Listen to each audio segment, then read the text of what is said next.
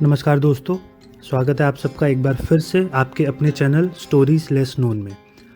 दोस्तों, आज हम बात करेंगे केदारकंठा की। जी हाँ, केदारकंठा जो कि इंडिया का सबसे पसंदीदा विंटर ट्रैक है। दोस्तों, केदारकंठा उत्तराखंड में हिमालय की एक 12,500 फीट ऊंची चोटी है जो उत्तरकाशी जिले के गोविंद वाइल्ड लाइफ सेंचुरी में स्थित है। दोस्तों, केदारकंठा जाने के लिए आपको संकरी नाम के एक गांव जाना पड़ता है, क्योंकि संकरी से ही इसका ट्रैक शुरू होता है। संकरी देहरादून से लगभग 10 घंटे की दूरी पे है और ये ट्रैक लगभग 23 किलोमीटर का है। आप चाहो तो ये ट्रैक एक बार में भी कर सकते हो। मतलब अगर आप संकरी से शुरू करते हो तो आप एक बार में ही 23 किलोमीटर चढ़ के केदारकंठा जा सकते हो। चाहो तो आप 3 से 4 किलोमीटर एक दिन चढ़ के रात को अपना समय बिता के आराम करके अगले दिन फिर से शुरुआत कर सकते हो। केदारकंठा मतलब भगवान शिव का कंठ। केदारकंठा वैसे तो अनेक कहानियों के लिए प्रसिद्ध है, जिसमें से एक यह भी है कि वहाँ के लोग केदारकंठा को इसलिए पूजते हैं क्योंकि उनका यह मानना है कि उनके पूजने की वजह से भगवान शिव उनकी नदियों, तालाबों और जंगलों की रक्षा करते हैं, क्योंकि यही नदियाँ, यही तालाब, यही जंगल वहाँ के लोगों को जीने के लिए महत्वपूर्ण चीज़ें देती हैं। पर दोस्तों, क्या आप यह जानते हैं कि केदारकंठा पे ही भगवान शिव का मंदिर केदारनाथ बनना था?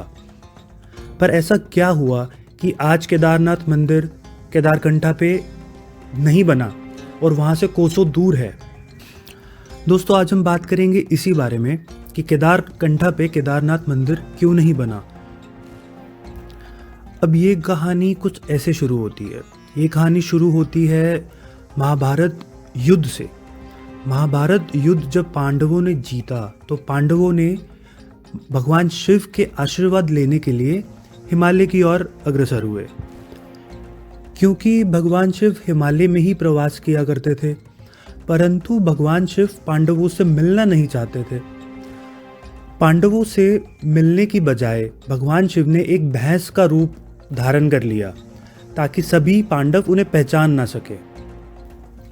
तभी भीम ने, जो 5 पांडवों में से एक थे, उन्होंने भैंसों के झुंड को देखकर एक चाल चली और वह 2 चट्टानों पर अपने पांव फैलाकर खड़े हो गए।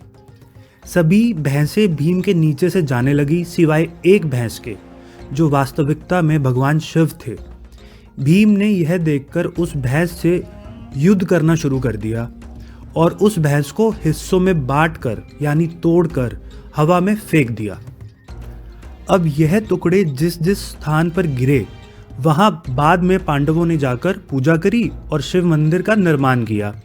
उन्हीं टुकड़ों में से एक टुकड़ा वर्तमान समय के केदारकंठा पर भी गया, जहां पर केदारनाथ मंदिर बनने वाला था। मंदिर निर्माण शुरू करने की प्रक्रिया शुरू हो चुकी थी और भगवान शिव ध्यान में लीन थे। अचानक वहां एक गाय आके आवाज करने लगी और भगवान शिव अपना ध्यान भंग होने के डर की वजह से वहां से चले गए और वर्तमान समय के केदारनाथ में जाकर बस गए।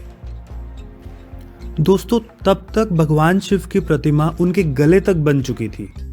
इसलिए इस जगह पे आज जो प्रतिमा है हम उसको केदारकंठा नाम से जानते हैं और वो केदारकंठा नाम से पूजा जाता है, क्योंकि वो प्रतिमा भगवान शिव की सिर्फ कंठ तक ही बन पाई थी और कंठ से बनने के बाद का हिस्सा अधूरा रह गया था। दोस्तों, केदारकंठा यानी भगवान शिव का कंठ, अगर ये प्रतिमा पूरी बन गई होती तो केदारनाथ मंदिर आज यहीं स्थित होता, ना कि केदारकंठा से कोसों दूर केदारनाथ में। तो दोस्तों, यह थी कहानी केदारनाथ की। ये था एक अनसुना वाक्य केदारकंठा के बारे में। मैं आशा करता हूँ आपको ये वीडियो पसंद आया। अगर आपको पसंद आया तो आप इस चैनल को सब्सक्राइब करें। मिलते हैं अपने अगले वीडियो में। धन्यवाद।